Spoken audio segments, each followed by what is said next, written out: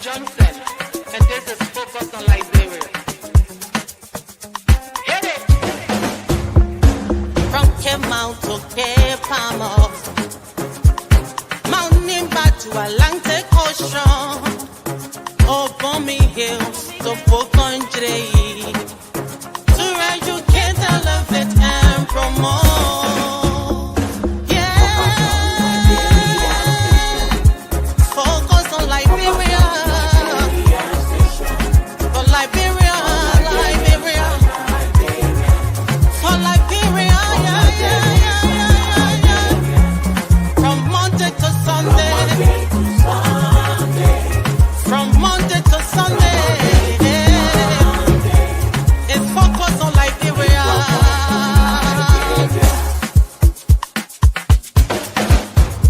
Talk about home affairs, hey, in diaspora, current affairs, hey, reliable information, history, ooh, talking about culture, hey, politics, education, entertainment, business, sports, advertisement, articulation. Focus on Liberia. Focus on Liberia. Focus on Liberia.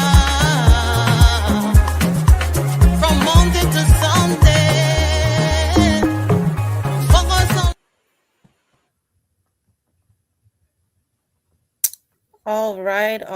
All right. Well, good evening, Focus on Liberia family, and welcome to the show.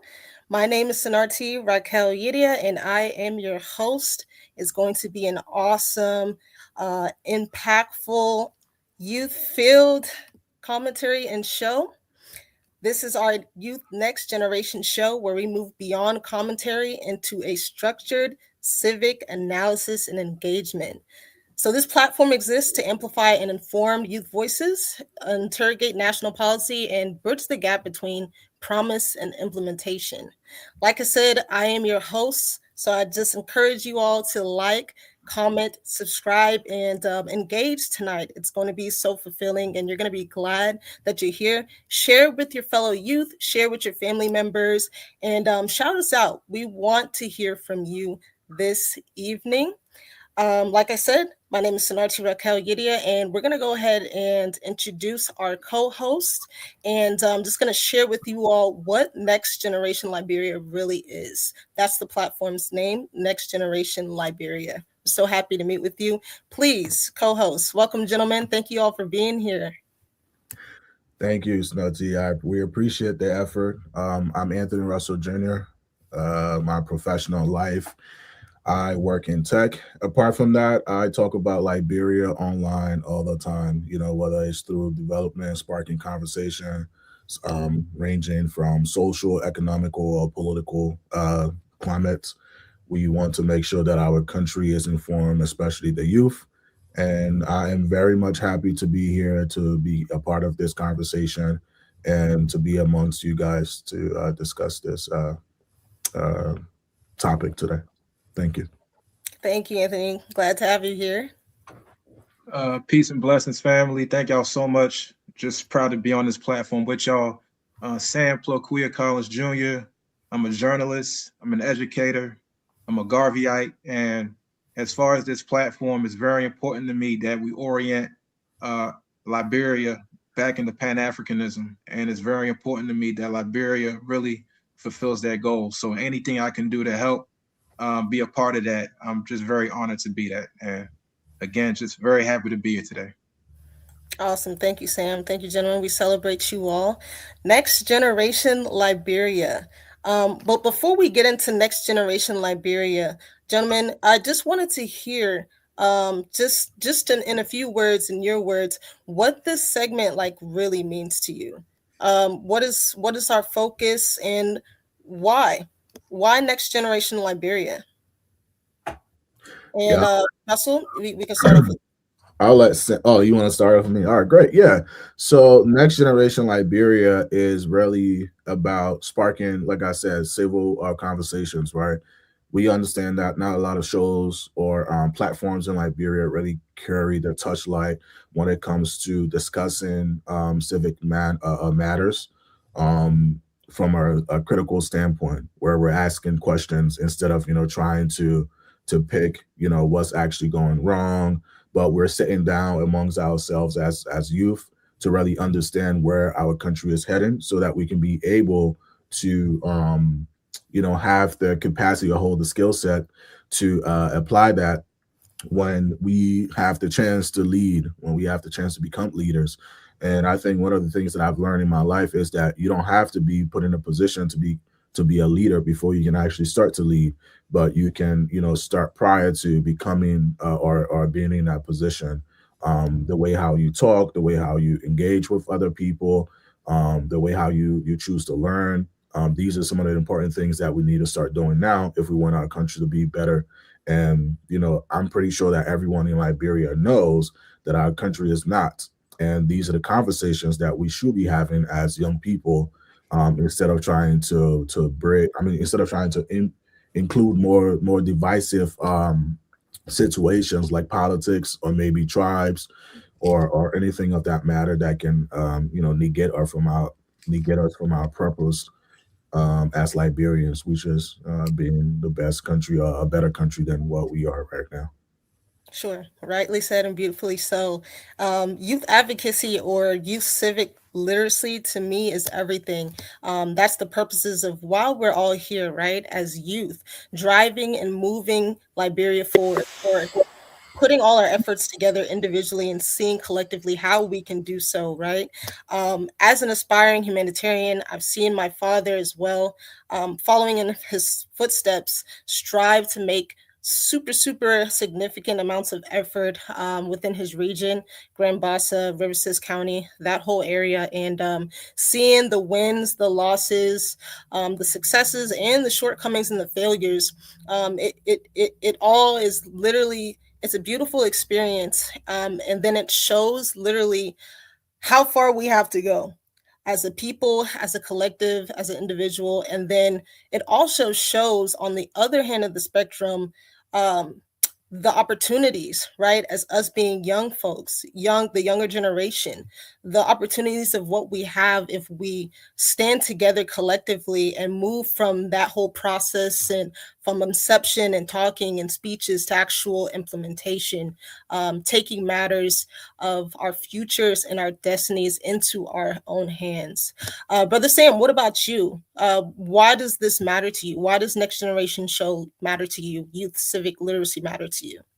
No question. I'll be very transparent in saying that I was born in the United States right at the beginning of the Civil War or a couple months before, and I've never set foot in Liberia, but I was immersed in a Liberian community throughout most of my life.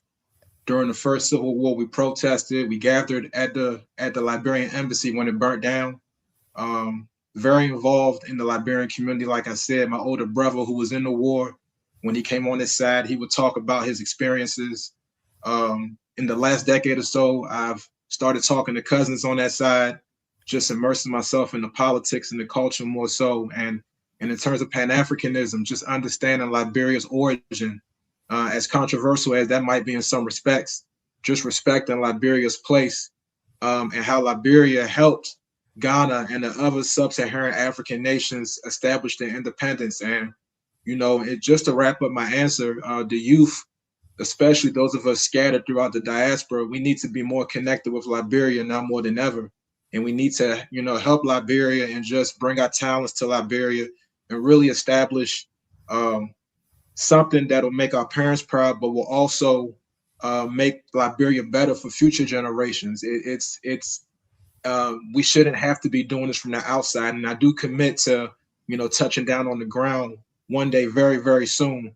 But for now, I just want to, impart my viewpoints and to just, do what I can as far as just manifesting that goal. So that's pretty much it for me. Give thanks.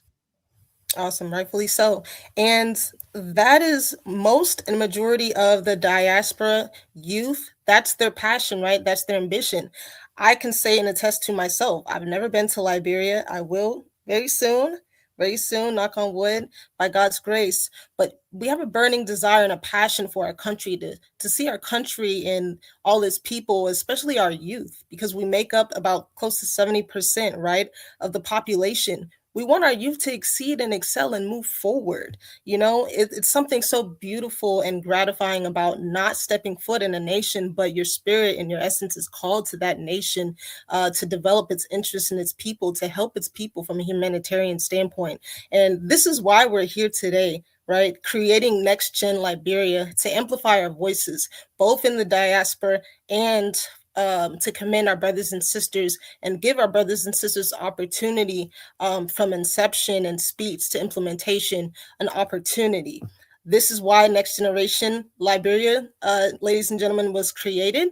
Our mission is to explore topics and issues of concerns to the next generation of Liberian leaders in and around the world. And our vision is to drum up grassroots supports for causes of significance to youth, especially as it relates to quality of life, right? The rule of law, culture, historical significance, and Liberia's position as a standard bearer of Pan-African self-determination. That was the reason why we actually started this. It was a call, it was a yes, to get our Liberian diaspora youth here involved and bridge the gap. We want to bridge that gap with our brothers and sisters back home. And we want to show, our leaders that we're determined, self determination takes us a long way. And if we can commit to being determined within ourselves, with these conversations, hopefully, those conversations will move to implementation, you know, the little steps make up the big steps. So this is why we're here. We want to get right into it. Without further ado, like I said, you've met our panel, ladies and gentlemen. So we want to get right into it. We want to jump into our topic of discussion for today. What is SONA? The State of the Nation Address. So before critiquing y'all, we must define the instrument. So I want to ask y'all, gentlemen, Russell and Sam. And Sam, I want to start with you first, perhaps. Is the State of the Nation Address ceremonial or is it structurally binding? What are your thoughts on this? That's a good question, Snorsy. So my understanding is that Article 58 of the Constitution necessitates the State of the Nation address. So it does have some ceremonial substance to it, but it is still something that's mandated. And I think it's a good opportunity, if used correctly, to sort of get the nation up to speed on what's going on in Liberia. And if the executive uses it correctly, they can actually drum up support for some of for whatever initiatives they got going on. But the State of the Nation is something that is very necessary in terms of what the Constitution mandates. Right.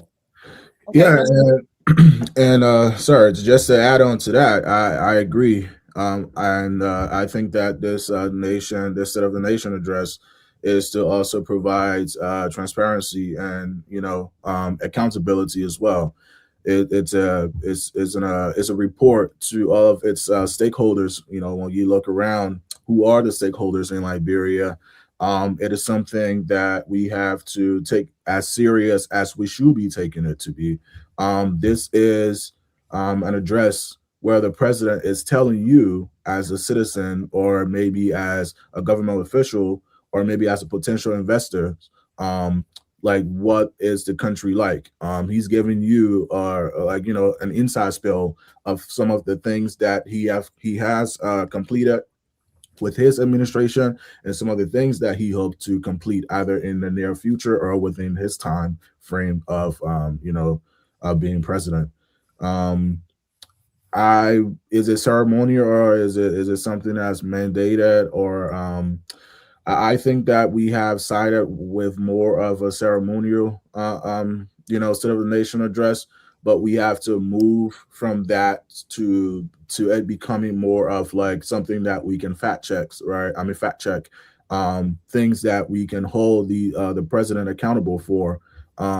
This is not an address where you come and you make mistakes, but rather an address that you come and you address these mistakes that have been made prior to throughout the year, and you address how you are going to mitigate that risk or that mistake that have been made, and put in policies and framework. um, so I see this as one of the most critical speeches that the president can ever make. And I don't personally feel like us Liberians we really um, take take it as serious as we should. And as we go on, I hope that we tend to address some of the issues as to why we don't take it as serious as we should. If if I may, real quick, I definitely agree with that. I think a lot of the points that Anthony brings up is just indicative of the relationship between the elected officials and the people. You know, the people haven't come out of civil war and gone through two, three presidents since then and not seeing change. They're not really quite inspired to hold the government accountable. And the quality of life issues add to that. You know, you got what's called Maslow's hierarchy of needs.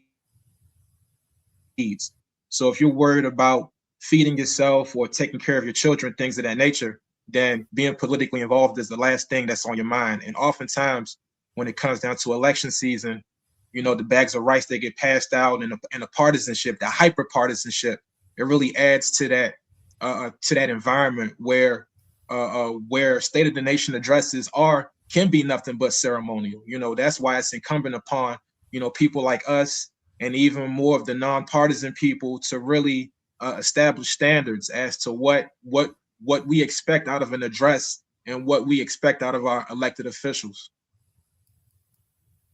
Beautifully. So, what we're establishing here, y'all, is that SONA functions or should function as both a political communication and essentially policy roadmap for everybody, all that's watching, whoever that is, including the international community. But oftentimes we see in our country, our beautiful country, Mama Liberia, it's signified as a springboard for primarily media. People take it and they have sound bites and clips, and it's mainly ceremony, as you all would allude to. And we see this media party in a sense, and nothing being done but for merely optics. Why do y'all think that is so? As we move on from structure to a lived experience, who do y'all say that this is addressed to? Who are our primary audience, or who should they be? I would say, and why? Because that ties into the first question, right? Yeah.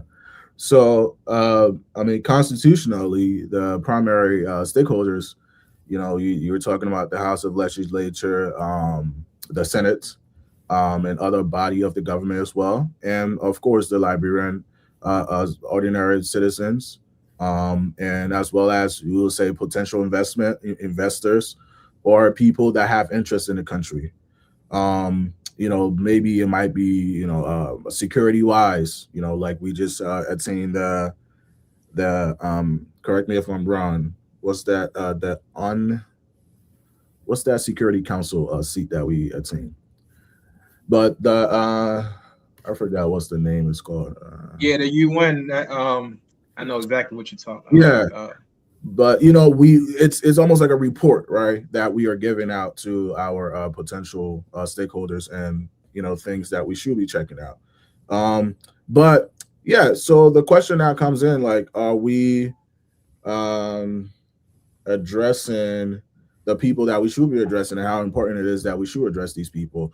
I think that when it comes to the Liberian people, we are not really catering to them, because some of these numbers are very I mean, I wouldn't say flamboyant, because they don't really spark interest to investors running coming in to say, oh, we want to invest in Liberia, or things like that.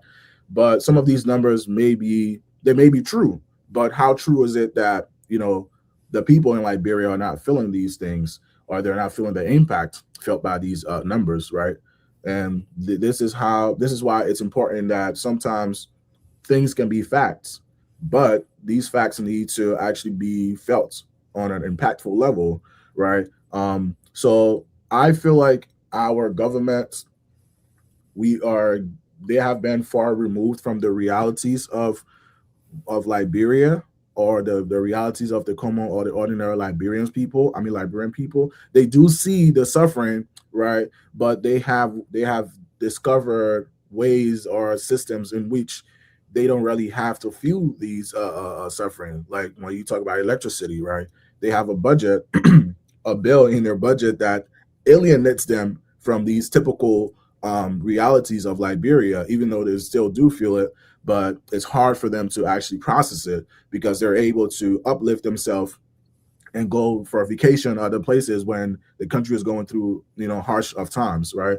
So we need to understand that our leaders must be able to have empathy and sympathy while they're delivering this speech, right? It's important that I want for my president to come and sit down and actually discuss with me how I can be a better Liberian and not what the numbers are actually saying. Because when you go to argue with those numbers, people will be like, oh, these are the numbers. You can't argue numbers. But meanwhile, you have people that are actually, going through tough times. And we understand that every State of the Nation address is not going to be some revolutionary thing that will happen, but you need to hold, yourself to some sort of accountability, right? And when you look at the president's agenda, the arrest agenda, I believe that it's somewhere around 1% that has actually been completed, or lower than 1% that has been completed. He's in his third year. Um, just completed his second year. He's going into his third year. So, I mean, I'm not saying that it should be 100% or maybe a certain percent, but like, how is it that only less than 1% has been actually completed? And who's holding you accountable? Where are we getting these data from? Where are we getting the numbers from? And how are we actually using these numbers to actually impact our people? And I just don't see the relationship between the body of the government and the regular people. They just alienate the people. When you talk about rule of law, I've not yet seen a high-ranking government official been held accountable before in the court. I have yet to see, some of the things that the ordinary Liberians go through, that these people go through, and they say that they want to fix these issues, right? Because if you're a government, if you're a lawmaker, things are happening around you, you should be able to put a policy together to actually solve that issue. And I have yet to see that. That's why these State of the Nation addresses, they're all just numbers. They're fabricated on numbers. They want you to believe that um, because the economy rose up by 5.1%, that means that people are doing good, right? But we have a very two different type of economies in Liberia. We have the formal and the informal economy, right? So these are the things that we should be looking at when we listen to this State of the Nation address. We should put on our thinking cap and not just whenever that horn is that traditional horn is blowing, when numbers sound, we shouldn't be clapping as well. We should be like, oh, what does that mean for the typical Liberian person, right? And not much about, oh, is this really impacting the country, or who are really, or just clapping blindly to some of these numbers that are fabricated. But I'll give Sam the time to go ahead as well. And Anthony, Rick, hold on one second, Sam. You talk about a trumpet in the back. They're playing with a horn. Which Yeah, one? the horn. Yeah, every time numbers are announced, you hear pump, pump, pump, pump, and people are like clapping as well. Very true. So Anthony, you pointed and you made an important statement real quick before we go to Sam. You Right. made a statement on numbers. Numbers, they really affect perception. And at the end of the day, it's all about optics, right? So Right. I know you gave a little breakdown of a number, but can you share, for example, some of the facts or the numbers that was spoken to, that His Excellency spoke to in regards to the SONA when it came down to the SONA? What are those numbers? Because a lot of our brothers and sisters take those numbers and that's the end all be all. But we don't see the actual implementation of these numbers within every county, every region, every city, every village, you know what I mean? And the result thereafter to actually defend those numbers. So what are those numbers that you talk about? What were some of Yeah, those that we heard? great question. So in some part of his State of the Nation address, he stated that about 33,000 Liberians actually were lifted from food insecurity. what's the definition of food insecurity? And where are those 33,000 Liberians, right? We just got ranked 112 out of 123 when it comes to actually like poverty and food insecurity. So where are these 33,000 Liberians? Where do they come from? Um, you talk about mining being expanded by 17%, right? These are our resources that are being lifted from beneath our feet and extracted and also exported. What does that mean for the typical Liberian person? Because they own the rights to those minerals, right? So if things are being taken out of the country, what's the impact? Am I feeling the impact, or is it just a blind number? And that's what I mean by sometimes the numbers do shift our perception to make us to think and feel like we are actually progressing. He also talked about exports being expanded by 31.5%. What does that mean? Like when you look at these numbers, what is he saying? Are there any data to back these numbers? And if there are data to back these numbers, like where is that being collected from? Who's collecting that data? Is the data safe, secured, and cannot be tampered with? So what when we watch these sonas, I want for us to put on our, like I said, put on our thinking cap and be able to understand what the numbers actually mean, and if we can apply these numbers to the day-to-day lives of of the Liberian people, right? Because a, like a lawmaker does not care about 33,000 Liberians being lifted out of food security. Why? Because he is not on that, right? It's not something that affects him. His family is eating good. His generator is even eating good more than the common Liberian person. So, so sometimes the numbers are there, but they're not really impactful. Is all I'm saying. Thank you. Thank you, Anthony. Beautifully said. So now, Brother Sam, we're going to move on to you. Its effectiveness really depends on the implementation architecture. So with that being said, Sam, should we treat SONA, the State of the Nation Address, as a contract with the people? What are your thoughts? It definitely should be a contract with the people. And just listening to what Anthony said, I'm reminded about the power of the media. I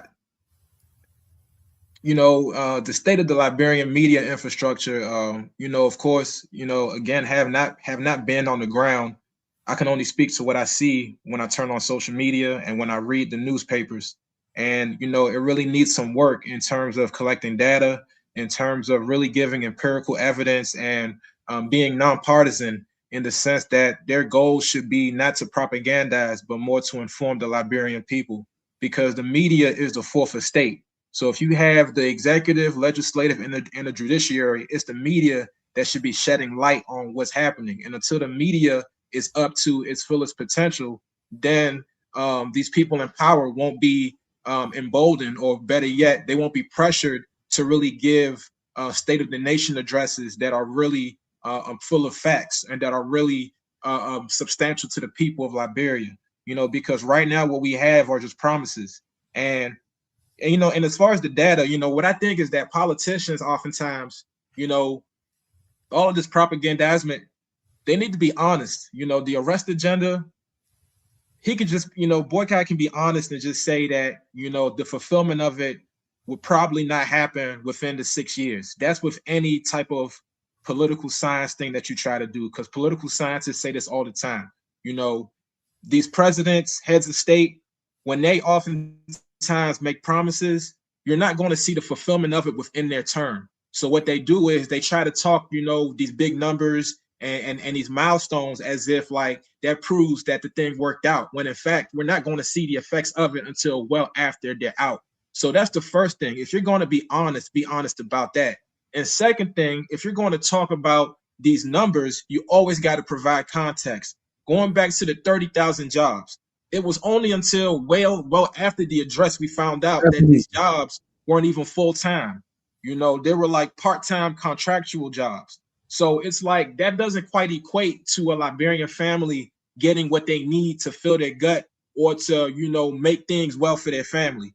We got to contextualize the numbers. And that's when statisticians come in. We need an independent statistician infrastructure in Liberia where people are constantly collecting data. both quantitative and qualitative. And going back to the point being made about whatever if you unless you quantify food insecurity and you quantify these terms that people are using, you can't quite measure the effectiveness of a program, because until then people are just saying things just to say it, and then it turns into propaganda rather than empirical evidence. That's just what it is. And what's happening is that the elected officials, by virtue of not funding education like they should, they're taking advantage of a population that means well, but at the very same time is not formally educated to the extent that they could be. And that's not me just saying what I'm that's a matter of fact. Until children are able to go to school and not have to make market for their family, then we as a country are just not doing what we need to do. By virtue of divesting or taking out of the infrastructure for education, the politicians, they are purposefully doing that to make sure that they can continue to propagandize and manufacture victories. And that's just a matter of fact. Anthony, blow the trumpet to that. We gotta blow the trumpet. Go ahead.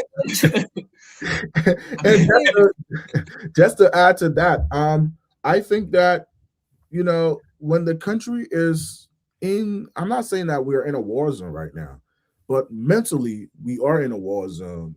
Like, physically we're in a war zone. People are going to sleep without eating. Kids are going through Monday to Friday without learning anything. They're in the street selling.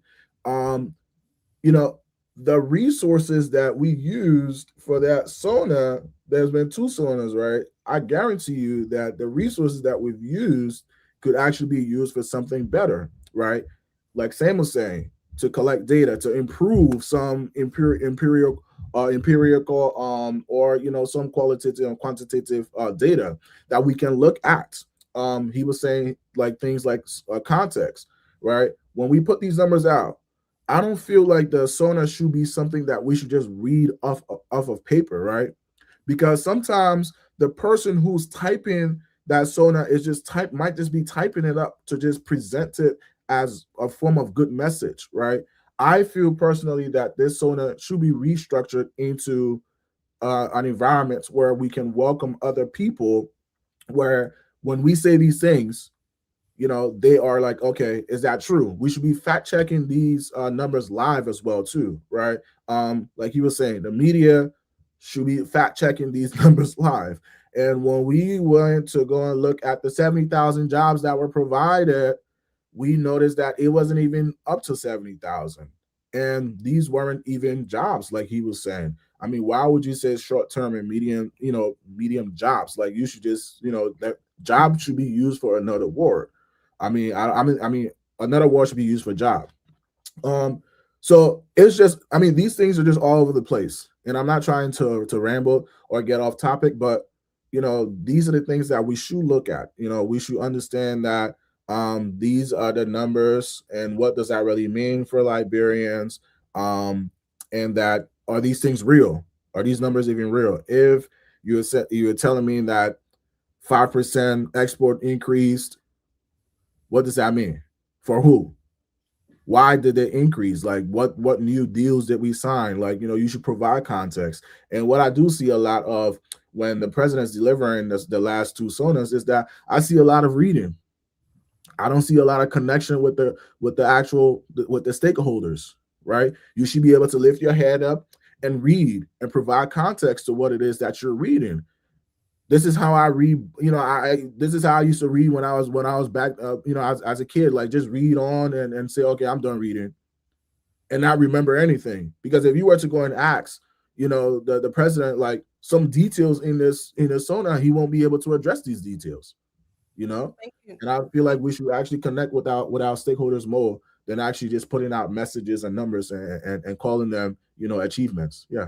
Thank you, Anthony. So in the SONA, the state government claims clearly now that 33,000 Liberians were lifted from food insecurity. Mining expanded by 17%, and exports increased by 31.5%. So, with these numbers and with that being said, gentlemen, What do these numbers actually mean for the average market woman in red light, for a youth graduate in Painesville, for a farmer in Bond County? What do these numbers actually mean? Does export growth equal household income growth? Who benefits from mining expansion? How do we independently verify the 33,000 that were actually lifted from food security? Brother Sam? I mean, again, that goes back to the statistics. And in terms of the mining, when you're exporting materials, history has shown us that that barely ever bodes well for the average, person, because first you're exporting it. It's a natural resource and private companies are taking it.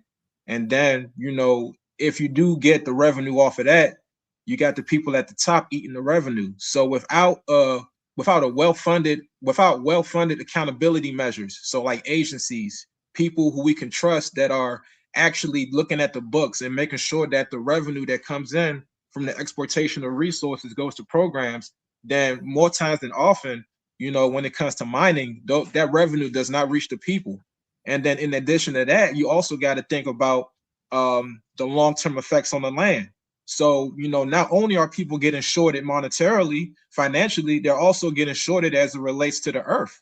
We know in a lot of these places, the mining is dirtying the water. People can't even drink water, and you're also shorting them. And we also know about the illegal mining. So not only are the private companies taking away, the resources on paper, you also have other entities that are doing that.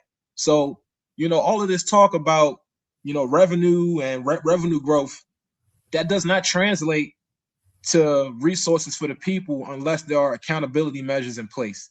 That's the one thing that's the elephant in the room that is not really an elephant. This elephant is just stomping all over the room because people, you can't talk about this revenue until people can see it. People are hungry at night.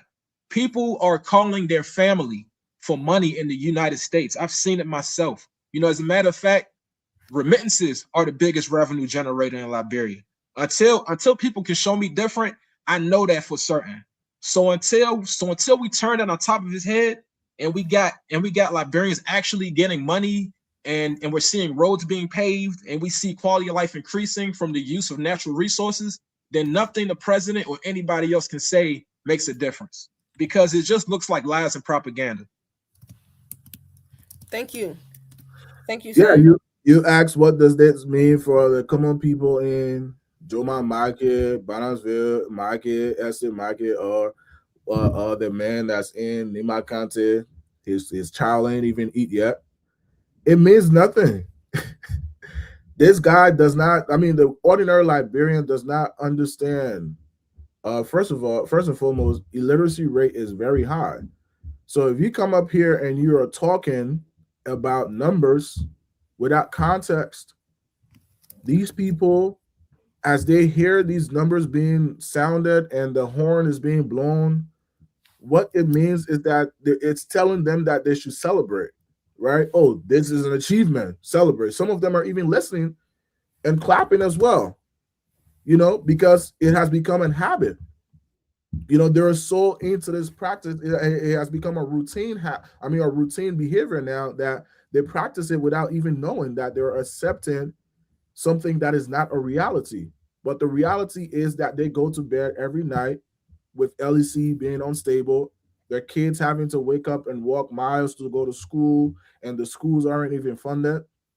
They're coming back with no stable jobs to provide for their families. So these numbers are they're a distant from what reality is in Liberia. And every Liberian that live in Liberia, they know this, and people that live outside of Liberia are also feeling the impact of the reality of the situation in Liberia. So I believe that our president needs to do a better job, or the government needs to do a better job and redesign this Sona thing and make it more conversational, make it more factual. Right? It's okay for you to come and tell the Liberian people, my people, the country is hard. I know we voted. I know y'all voted for me, but I'm really trying my best. And they can be able to see what are some of the ways in which they can institute some of the solutions that these people actually need. But when you have a country where majority of the leaders are disassociating themselves from the problems, like I stated, they run away sometimes when people are going through things. When in terms of rainy season, how many senators or representatives go back home to the counties that they're actually elected in? Only during the summertime they can go there, and they only go check on the properties that they have there. You know, so these are the things that they have to live through, and like I stated, they are alienated from some of the problems in Liberia. They feel like it's not their problem, it's not their job. And when they're presented, hey, can you help to provide a solution? They're looking at you like, you just insulted them. The next Sona should be on Broad Street, on West Point, on Maryland County somewhere. Seriously, it should be. We Yeah. need President Boycott need to be among the people. And we need regular, because that's the main issue right there. People look at politics as a way to fill their pockets and to gain status rather than help the people, because that's what it's turned into.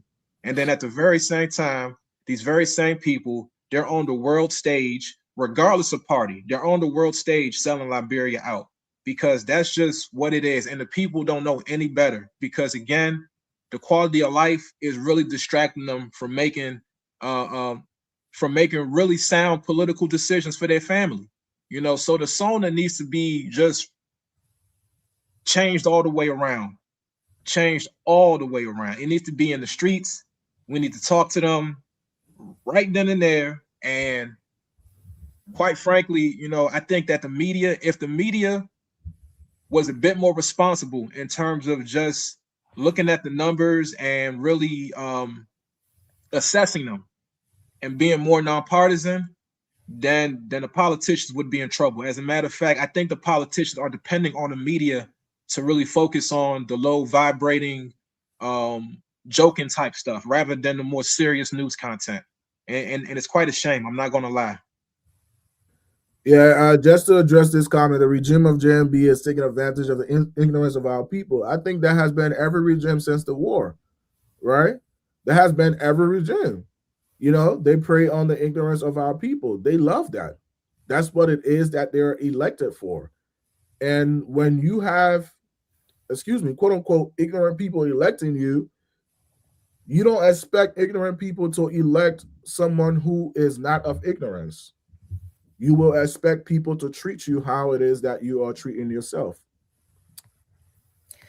Beautiful, beautiful. Ladies and gentlemen, this is Focus on the Liberia Next Generation show. We want to go ahead and elevate this conversation right now. Like, comment, and subscribe for those who have just joined or are just joining us. This is our first episode, The State of the Nation and the Architecture of the Promise. Y'all, we're talking about everything from State of the Nation, that it needs to be addressed from inception into implementation. So now, like I said, we're going to go ahead and elevate the conversation. The real question is not, do we believe this? The real question is, what must structurally exist for this to work? So let's go ahead and break this into 3 blocks, gentlemen. Starting with the Youth Entrepreneurship Bank. What is the capital structure? What is this Youth Entrepreneurship Bank? We heard about it, I think 1 or 2 times in the news. Is it public or private? What ministry is overseeing it? And what's that timeline for us? What does that mean for our youth? Anthony, can you speak to that? Yeah, this is a very great question, because when you listen to the Sona, this is one of the promises that he made, right? His plan is to implement a bank, entrepreneur framework where it's going to be allocating money towards entrepreneurs, young entrepreneurs in Liberia. What is that going to look like? Again, these are just the numbers that were put out there. We don't have the facts. We don't have these things. So these are the questions that we should be asking our government, right? What does it look like? What does it look like? The requirements. Who are going to be selected? Is it going to be a selection process? Is it going to be randomized?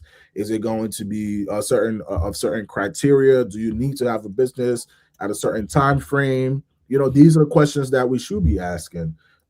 So I suggested that he just said it to get people, hoping that this is some of the things that he planned to do within the next year, which is 2026.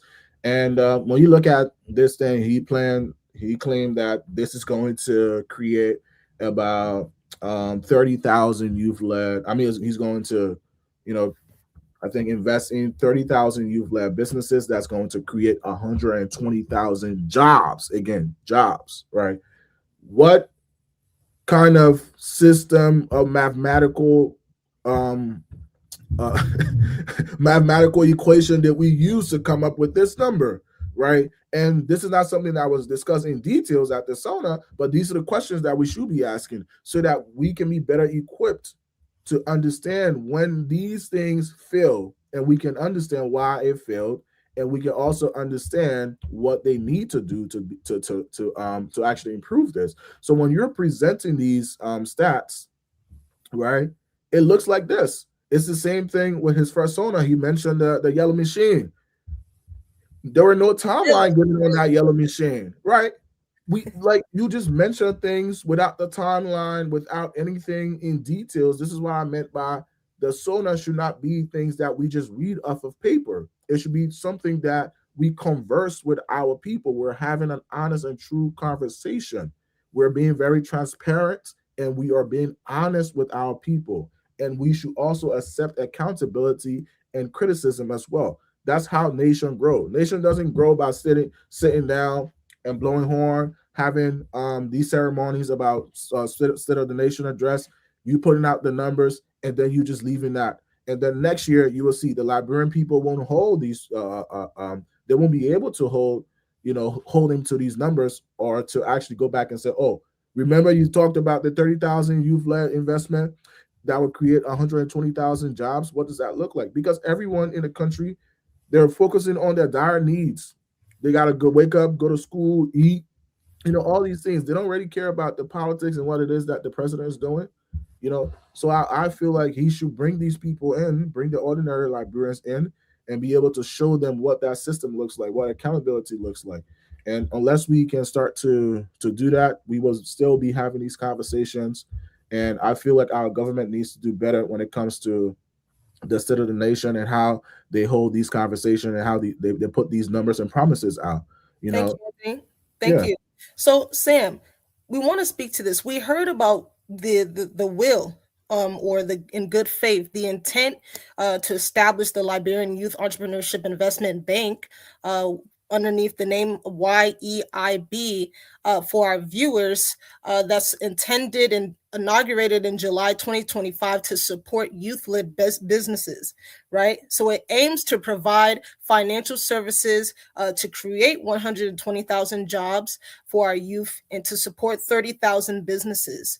This is under the African Development Bank Group initiative, but we don't see anything as far as conspiring, from that promise. What is the timeline? Which ministry oversees it?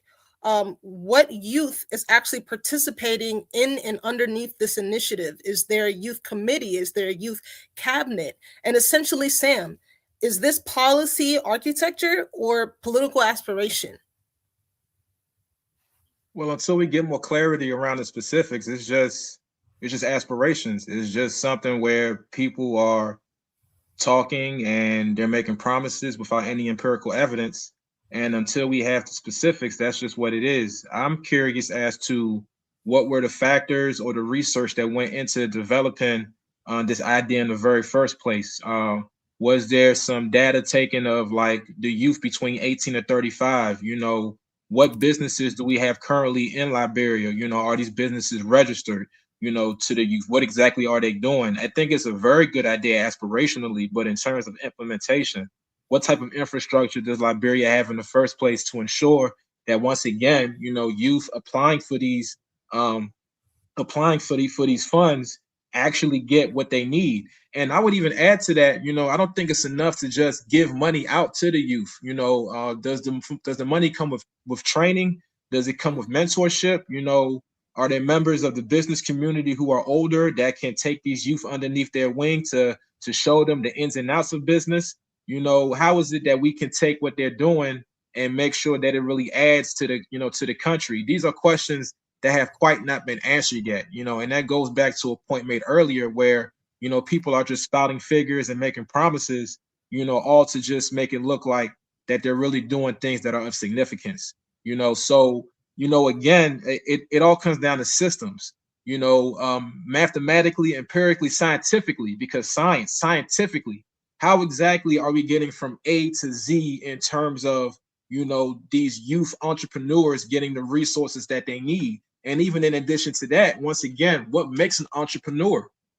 Because that's a big question, and that goes into the whole topic of, the market people, because, there are people who can sell food, and do things like that in the marketplace, but do they necessarily qualify for the funds? Not saying they don't need it, but at the very same time, is giving it to them going to make their life better? Because, again, you're investing into them, but at the very same time, these are questions that are not being asked. At the very end, how much can we expect Liberia to make by investing these funds in, into this program? That's just not being answered right now. I don't see much clarity around it. Beautiful. And and it's so funny, and this is one of the things that I'm super passionate about is youth expansion into entrepreneurship and creating spaces for social civic engagement education, policies, frameworks, and creating pilot projects. But who's actually going to be the one to implement that? Which ministry? And are youth having a voice in those ministries and having a say so in those ministries? Are their voices being heard in those? Are they being major stakeholders and even shareholders? The advocacy work, who's starting off with these pilot projects? What are the specific allocations to each industry within the framework of entrepreneurship and business? These are the things that we don't necessarily see. Maybe they may be worked in the back end, but in the front end, in order for things to work and a nation to move forward in any and every sector, youth, given that we are 70% of the population from the diaspora and mainly on grounds, is supposed to be the main primary beneficiaries that are going to benefit from this. And their voices actually matter. They're supposed to be the ones that are actually having a say so in these pilot projects. They're supposed to be the ones having a say so in good faith within the allocations. There's supposed to be a system and structural trust system to where they can say, okay, well, this is allocated for entrepreneurship. This is allocated for farming. This is allocated to our market women. There are young women within that marketplace who are the backbone of the market women in and of itself. And I'm sure that they can be a driving force within those markets. Youth play a super, super big beneficial factor in our economy. And we're supposed to have our voices heard and amplify those voices by creating the systems and structures, or at least having a say in how those systems, structures are supposed to be implemented. And I feel like that starts with these conversations and seeing how we can actually have these conversations from inception into pilot projects. Pilot projects are everything because they get the ground going on what it is that we're talking about, and it's not so much so just talking, but it's actually doing the talk and do, from inception to what we have here in our conversations to actually implementing and letting our voices within youth be heard.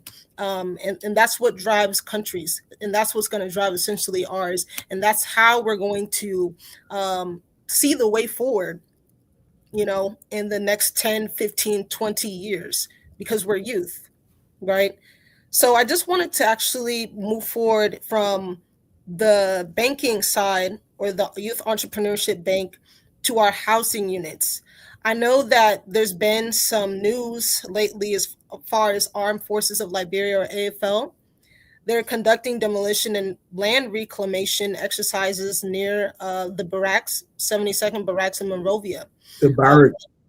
Barak. Okay, let me say it the Liberian way. Barak. Yeah. Sorry, Barak. Okay. And we see that, being super detrimental to the community around there. So when we talk about housing as well, His Excellency stated as far as like housing that they were going to initiate or build out a 600 unit housing unit. So when we talk about housing unit, what was the budget? What was the actual budget allocation that he talked about? What procurement safeguards exist? And can Liberian construction companies realistically compete? And this is super important because, like I said, we're talking about 10, 15, 20, 30, even 50-year projects that are going to actually shape infrastructure. And infrastructure is heavily, heavily, heavily important in any driving economy in any nation. So when you talk about the 600 social housing units, was this a springboard? What was the budget allocation for this? And what were the safeguards that exist? Can the Liberian market and construction companies actually realistically compete? Anthony, I want to hear from you. Yeah, as we have been discussing for the past few minutes now about systems, right? There is not a project that the Liberian government has implemented that you can really look at and see a rigorous system or a robust system that delivered what that project was actually meant for. And we cannot go back to actually look at that project to put the numbers to test as to what it is that it was implemented or intended to do. So when you have a country that's just based on, let's do it this way, let's do it the other way, yeah. We'll kind of do the other one. What we can do, we'll do it the Liberian way. You know, everything is being done the Liberian way. What's the Liberian way, please? The Liberian way is when things are supposed to be done better, but you just do it any kind of way you want to do it, right? And you don't want for people to ask you questions about it. You don't want for people to hold you accountable, and you don't want to be, transparent about what it is that you've done. So when you're asked questions, oh, can you tell me more about the budget? Where is that money going to come from? Oh, my man, you're talking too much. We don't want to be asked these because they don't want to ask these questions. They don't want to feel uncomfortable.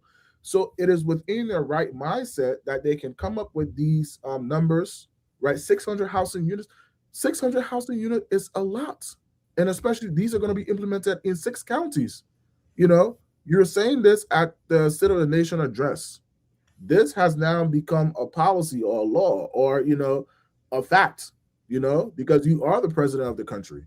So when you ask these questions about which ministry you're looking at, Ministry of Public, public sectors and things like that. The budget, it is still on show off, but this is a lot of money. And how long would that take? These are the questions that we should be asking. And that's why I went back to the system. We don't have the system. And my question is that when we are going to these other nations and we're seeing these progress or these projects being put down, do we not ask questions about what process or pipeline these projects go through so that we can adapt them? And the reason being is that we just don't want to be held accountable, because once we adapt these systems and implement them, then we will get to see that we won't just go and say things and then come and under deliver without any accountability. And when we under deliver, we should also look at what are what should be the consequences for some of the milestones that we didn't meet.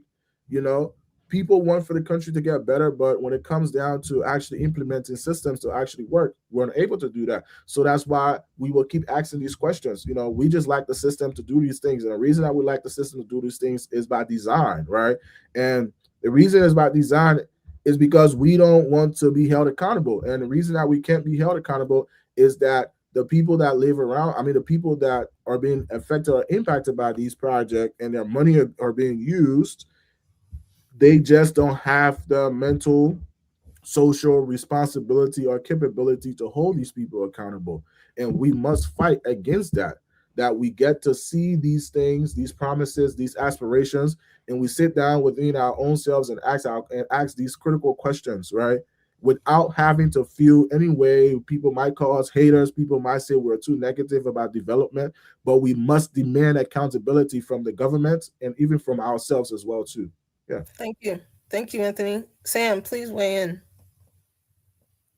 Yeah, that's a big part of the issue that Anthony just laid down for us. It's a club, and by the end of the day, when you're in the club, it's more about establishing rapport with people rather than holding them accountable and not making friends. Because when you hold people accountable, they don't want to be around you anymore. And that's what Liberia has come to. Reason why, people, and I've seen it, people, they leave home, they come to the US or wherever, and they get their education, and they're sort of hesitant about going back home, because when they go back home and they start asking questions, they get derided as, they get, people start thinking, oh, okay, oh, you think you're better than us, or you got that American education, they don't want to be held accountable. Pretty much, they don't. It becomes a thing that creates separation, and it creates resentment among Liberians when Liberians are being held accountable. When in fact, we're trying to put nation above all. So like that's the very first thing. You got to put nation above all. And when it comes to this procurement process for these 600 social houses, the one thing that really piqued my interest, or concerned me rather, was that out of the 280 million in the national budget, there's not really a set number for the houses. So first of all, you're talking about you're building 600 houses, right?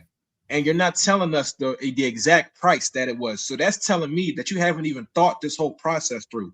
And second of all, as it comes to procurement, I'm very interested in learning about what actual Liberian-based construction companies are available to carry out this job, because that speaks to what we are doing or what we are not doing in terms of building up our own people, right?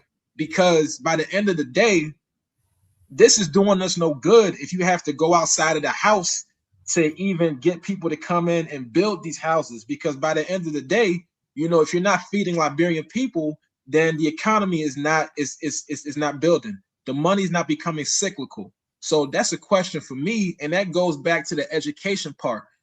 To what degree exactly is the Liberian government investing in education from pre-kindergarten all the way to undergraduate, graduate, master's level, and even trade school? Because until we have that, then nothing that we are doing is going to directly benefit the Liberian people. We're going to keep relying on outside sources. I would love to one day see that Liberian projects are completed, top quality, and by Liberian businesses, registered Liberian businesses that are hiring Liberian people who are trained in Liberian trade programs, creating Liberian infrastructure.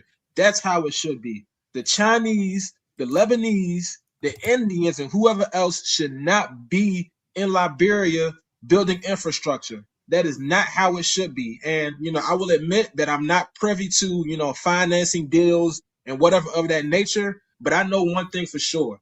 If you're commanding a $1.2 billion budget, we could make some leeway to invest in Liberia to build the infrastructure beyond 6 years. And I want politicians to start being honest about what it's going to take to build Liberia up in the post-war era.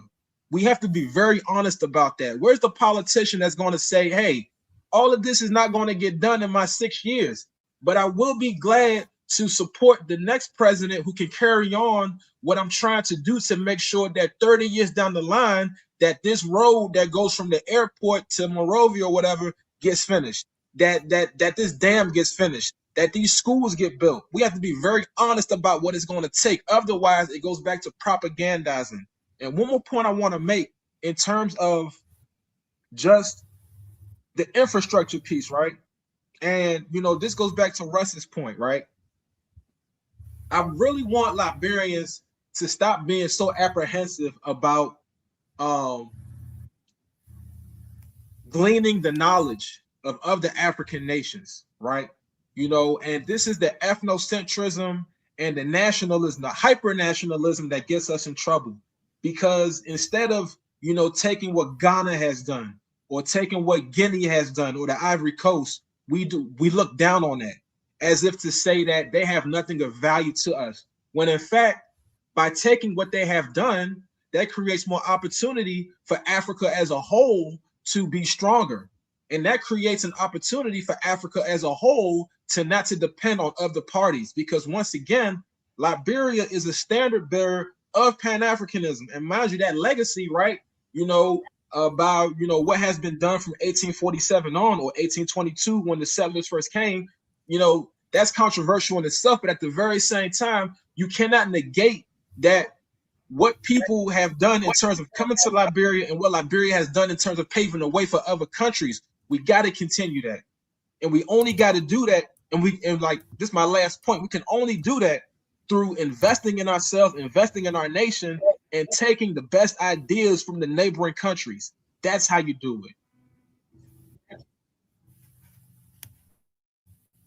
it. Rightfully so. Accountability is everything. Accountability is the premise for which it builds stepping stones for nations.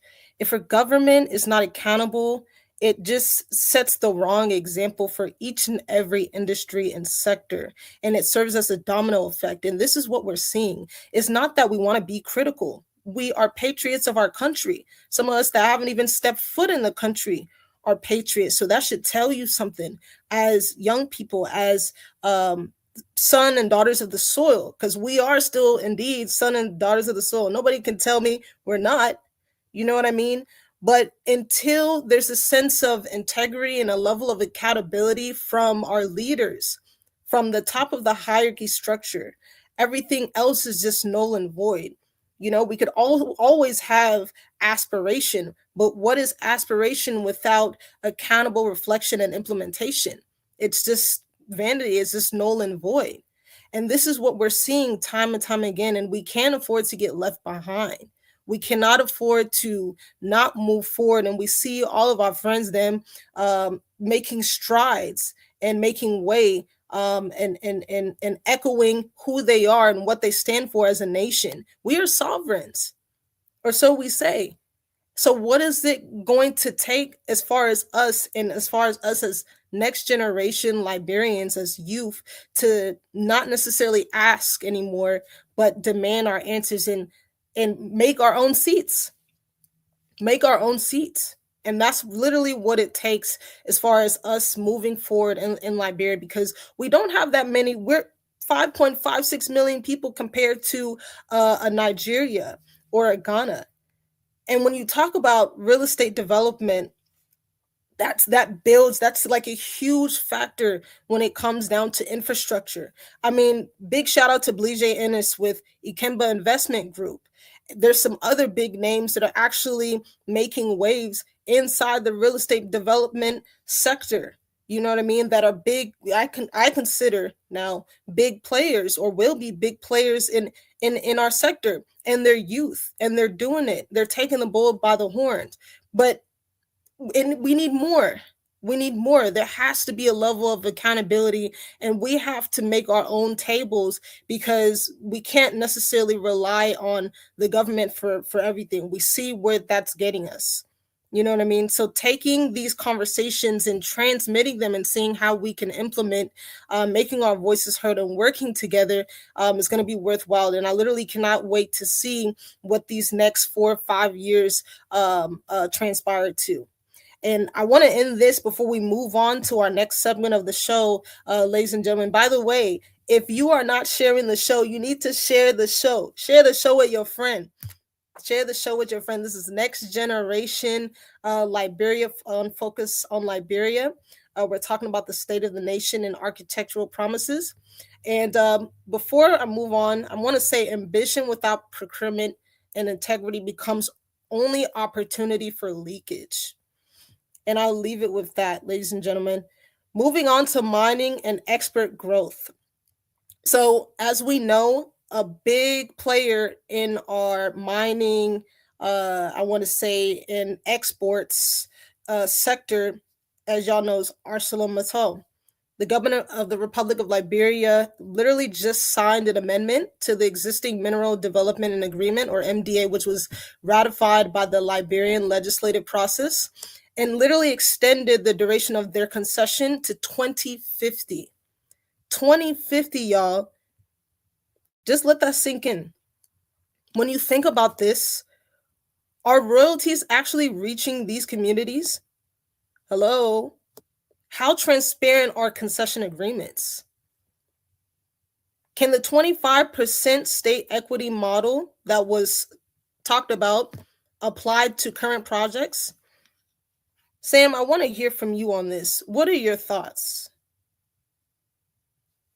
The transparency piece needs to be improved. My understanding is that currently there's talk of a digital platform that's going to be used where people can upload contracts and things of that nature. But until that's fulfilled, you can't necessarily guarantee transparency in these concession agreements. And, to your point about whether it'll reach the people, again, we have to nationalize production. The raw resources cannot be exported. When raw resources are exported, that's always a recipe for disaster, because the private companies are just going to destroy the earth while taking all the profit. Again, I don't purport myself to be any kind of like businessman or mathematician, but this 25% that the boycott administration is talking about, that is still too small. That is still too small. 25%, that's not even the majority. Why isn't it at least 51%? What was the rationale in doing that? Was it that the boycott administration felt that they had no leverage, in terms of guaranteeing that, or demanding that, from Asila Martel or just any other private company? Because it always comes down to leverage, like how strong is your bluff face when you're at the table? And it's not just, the boycott administration, it's just any other Liberian leader, or we can say any other neo-colonial African leader for that matter. When you don't have the boldness to understand what neo-colonialism is, oftentimes when you come to the table in discussions about natural resources, all you're thinking about is just paying the bills for tomorrow or filling your pockets, rather than ownership of the material. Because, I'll give the president this: they're not building any more earth. The earth is just God's. So like, they're not. I'll give him that. So my question is, like, why are we not heeding that call? And why are we not, really being good stewards of our earth? Why is it that when we find oil off the coast of Liberia in the Atlantic Ocean, we're just giving it away to private entities? It all comes down to nationalizing the production of the raw resources. It is not just the raw material, the iron, the ore, the gold, the silver, it's the rice. Why are we eating Chinese rice? Why are we not supporting, the rice farmers, in Liberia? Why are we not investing in that? Like that, these are ideas that sound revolutionary and out of this world, but it's just common sense. I think we really need to explore what investments need to be made into the production of machines that can turn raw material into finished goods. And, about 4 years ago, so you had the U.S. Africa Summit, to which, Liberia was invited. And that was the discussion on the table, because the United States, after having burnt its relationship with Africa and seeing Russia and China come in, now they sort of want to come back and do this soft diplomacy where they are the ones investing in the machines now. So now we got the U.S. coming back in even stronger than ever, investing in the machines, when it should be Liberia looking at how to invest in the machines and how to and pretty much how to demand a greater share of the profits from these deals. Those are the two things: how to produce the machines on Liberian land, through which, when we train Liberian people, you can turn the raw material into finished goods. And second of all, when we do enter these deals, how to be bolder in requiring more ownership. Those are the two things. And when you have a neo-colonial mind, when your administration is going to the UN, and talking to Trump, and, when they are engaging in health deals, right? Like the other nations are, that have, things in the fine print that are going to be detrimental to Liberia, when you have a neo-colonial mind in that respect, then you don't really respect your land and your resources, and you'll sell your people out. So we got to change from the very foundation of who we are and understanding that we have to free the land first, free it from the hands of private multinational corporations that want to take from our people and leave us hungry, because they don't love Liberian people. They just love Liberian resources. Absolutely. It's like casting pearls before swine. Sorry to say. We have some of the most fertile land. You drop a seed in our land, what they say? What happens? Exactly. Anthony, please weigh on this from me. We want to hear from you. Yeah, it goes back to structure, do we have the existing structure it takes to look at what it means for mining and export growth? What does that mean? Do we have the experts, the Liberian experts that are assigned by the government to look at the numbers that these private companies, these foreign private companies are saying that they're doing, right? And I don't want to make any speculations here, but some of the things that we should be looking at is that sometimes the reason why these companies pay lower in taxes than what they actually make is because they might be messing with their paperwork, right? So do we have the accountants that can be held accountable and reliable to come to the Liberian people and say, hey guys, we noticed that Acelamenta made about $1.2 billion last year, but they reported only 2.2. They reported that they made 900 million. We should prosecute them for that, or we should fine them for that, right? Do Liberians know that the railroad in Liberia is not even owned by the Liberian government? We recently had to sign a new railroad deal to allow this new company, this other mining company, Evenho, to have access to that railroad, right? So do we have the structure in place for us to go to these counties and communities that are being impacted by these minings, right? So I will give a situation on this show. I have a friend called Gab. You guys know Gab, but the people who are watching don't know Gab. But Gab is actually currently dealing with a mining situation where not just that the MOU that's being signed is ridiculous, but these people also illicitly mining. They're messing with the water system.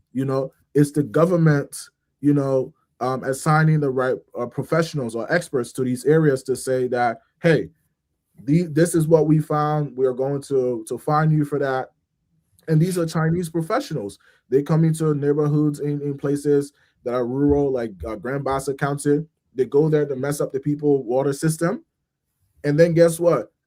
The Ministry of Mining will release a statement saying that, the missionaries were seized. We go to look. The missionaries are not even seized. They're just situated somewhere. Is that seizure? It's not seizure. If something is in the open and accessible to everyone, that's not seizure. Like, you don't even lock the steering wheel up, even though we know that we don't have the facility to put these machines or store them away. We don't have the people to drive them, to pound them up. But we're releasing statements like that, and we don't even know what that means. And I want to add more to what Sam said about the land. When we look at our land, I read somewhere in Ghana that around 2050, if the mining situation keeps going on with gold and other resources, that the water in Ghana might be too difficult for people to consume or even drink. Liberia hasn't even we don't even have the experts yet to do that kind of a survey or research on our soil. And I've saw it with my two eyes where I went to Grand Bassa County, and the water system got messed up so bad that the people that were bathing and drinking from that system, they couldn't do that anymore. And the pump that the mining company chose to put down, they put it down in this like area where the grass has grown all around the pump that people cannot even access the pump. So As a government, as we talk about expansions in mining and export growth, are these things coming back to the Liberian people? These are the questions that we should be asking. Is the government really, opening doors for communities in these rural areas to actually be able to grow? At least provide the necessary, the immediate needs, like water, school, infrastructure, roads for people to walk on, to travel, to transport goods and services. But we can't just sit down and be excited about these numbers, like 15%. What does that really mean for the average Liberian? 17%. What does that mean? The people in Ghana, Nima County, Bomi, they're still experiencing extreme poverty. Their government officials that are in these counties, they don't even live there sometimes. They don't even experience the same hardship that these people go through. So how do you expect for them to actually provide the solutions? And it comes back to, like I stated, the structure. We need to have in place these structures. And it's not like we lack the agencies to do these research, to hold these people accountable, but these agencies, majority of their fundings go through salaries. So how do you expect for someone to travel from Monrovia to go to Grand Bassa County every day, or to get housing there, and to actually sit there and hold these people accountable? I'm not about to spend my own personal money for the Liberian government so that I can go and do my job. No, I won't do that.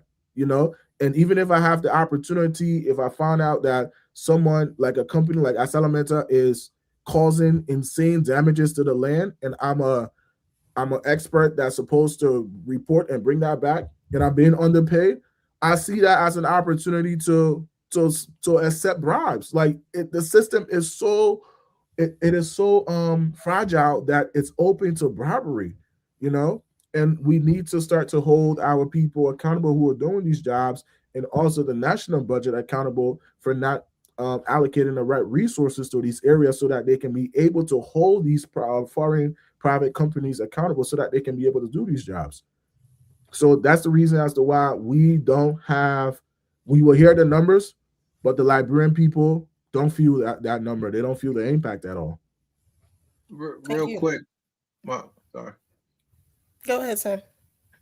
Yeah, so speaking of the numbers, ideally, 3 million from Asela Matal is supposed to go to Grand Bassa, Bonk, and Nimba County for social development and royalties to the landowners. And we also have, as far as that $200 million signing bonus, that's supposed to go towards infrastructure, water, current, education, health, renewable energy, and government accountability. So ideally, that's how it should be. But my understanding is, and correct me if I'm wrong, $4 million of the bonus has gone towards renovation of the Capitol building. So, again, like management of funds, that. So you have what you aspire to do, and then you have the actual implementation.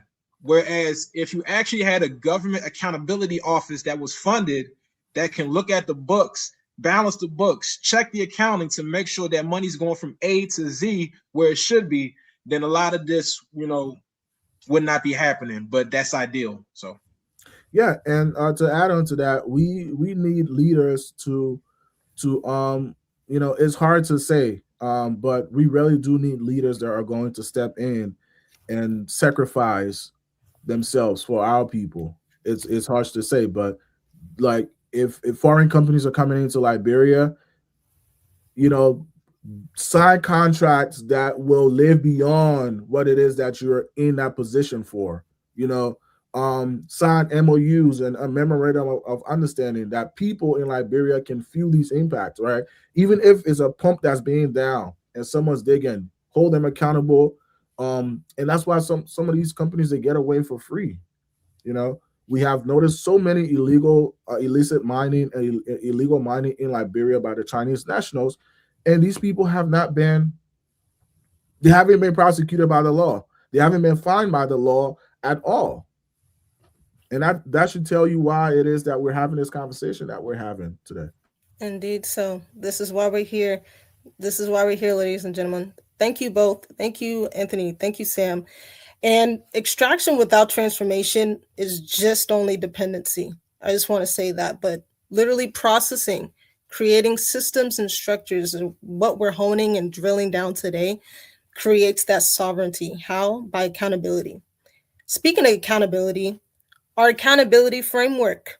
Every promise requires an accountability ecosystems.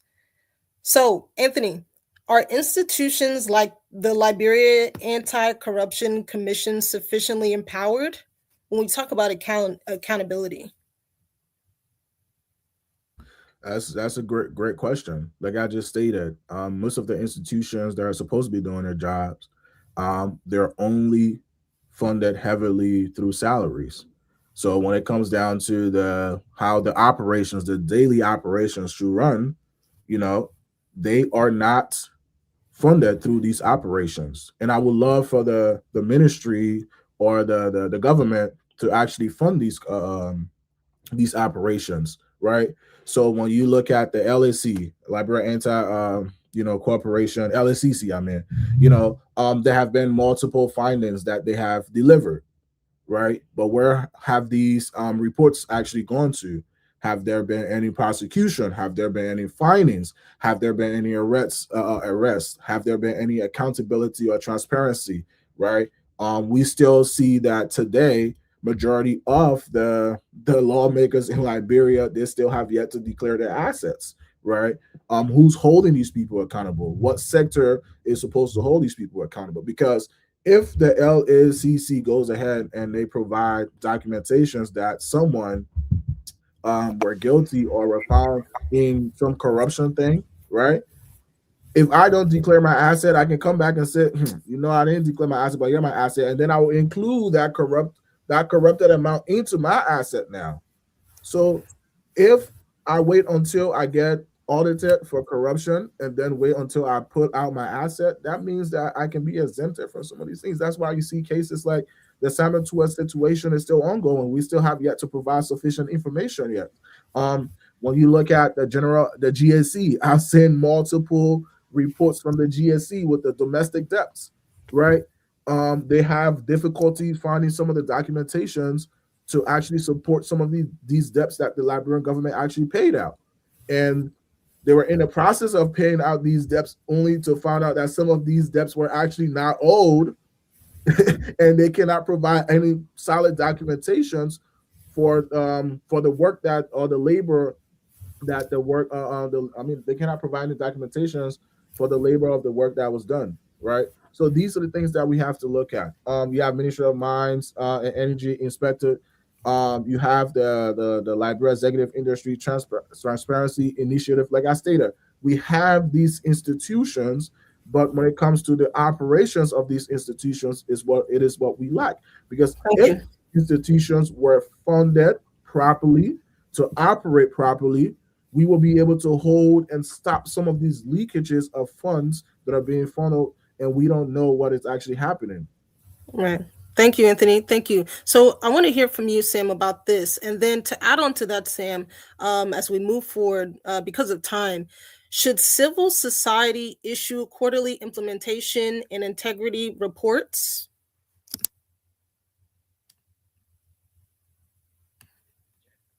Yeah, so to that,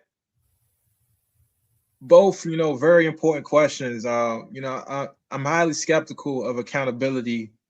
I'm highly skeptical of the government being its own accountability partner. That I'm very skeptical of that. And one thing that concerns me about Liberia, and again, whether privatization, right? So privatization versus ownership and things like that. What I'm saying is, when everything is so government, there's no opportunity for outside actors who mean well to hold the government accountable. It's sort of like the left hand washing the right, instead of somebody who is nonpartisan, who is outside of the scope of the government, actually doing the work to hold the government accountable that we can trust to do that. And until we have that, there will be no accountability, there will be no proper management of funds, and there will be no promise that that things will go from aspiration to actualization. And that is, I am by no means a capitalist, or like monopoly capitalist, but you know, if there was a situation where there was some sort of privatization that was controlled, where you had, in addition to the government, you had other sources of revenue for people that was not the government, where people could actually have jobs that were not of the government. If you had a situation like that, then you could actually see less corruption, because So right now, I want to interrupt you real quick. So you're saying perhaps have a private sector or a private based entity have that exported to them. exactly. So have that whole tracking system or implementation or level of integrity dashboard or why have you have that outsourced to them. Exactly. Okay. Exactly. I would even go as far as saying privately funded, because man, if the government funds that, it's a wrap, So, it's got to be private, and unless it's private, there will be no accountability, because by the end of the day, it'll just be the government patting its own back. Right. And we've seen the results of that. Thank you. Thank you so much, Sam. So, viewers, we want to hear from you, our youth, next generation viewers and participators. Ladies and gentlemen, we want to hear from you. Should SONA include real-time data dashboards? Should the government outsource these accountability frameworks for these real-time data dashboards? Should youth representatives be formally invited to respond and participate in that? Should there be a structured public, perhaps question and answer that actually is integrated within these frameworks for accountability and reporting dashboards? Track it in the comments if you believe that should be so. We want to hear from you. Or what are your comments on that? We believe here that youth are not spectators of governance. We're stakeholders and we're visionaries, lastly. So we want your voices to be heard. Ladies and gentlemen, please go ahead and make that comment. This is now the time as we end and we go ahead and close out. We want to hear from you. One structural reform Liberia literally has to prioritize, I would say, is to move from speeches to systems. So as we close, as we get to our closeout, gentlemen, Anthony, beginning with you, what is one thing that you want to land to speak, given the SONA address, given our various sectors, given the various industries that we addressed the issues on and we asked the tough questions about? What is one thing that you want to share with your next generation audience, your brothers and sisters here in the diaspora and back home? That is such a great question. But it is limited. So you just asked me one thing. But I think that you can't talk all. Just one at a time. We got different segments of our shows. Go ahead. So that's a beautiful question. But I think one thing that we can all do is to when we listen to these speeches, right, we should take paper down and actually take notes. Because it is our civic duty that, as Liberians, that we're not just well informed, but we critically think about the information that we're acquiring as we're receiving them. And I think that that's something that we need to just move from. We need to move from just watching to actually participating. Whether it's by participating mentally, right, so that we can better equip ourselves.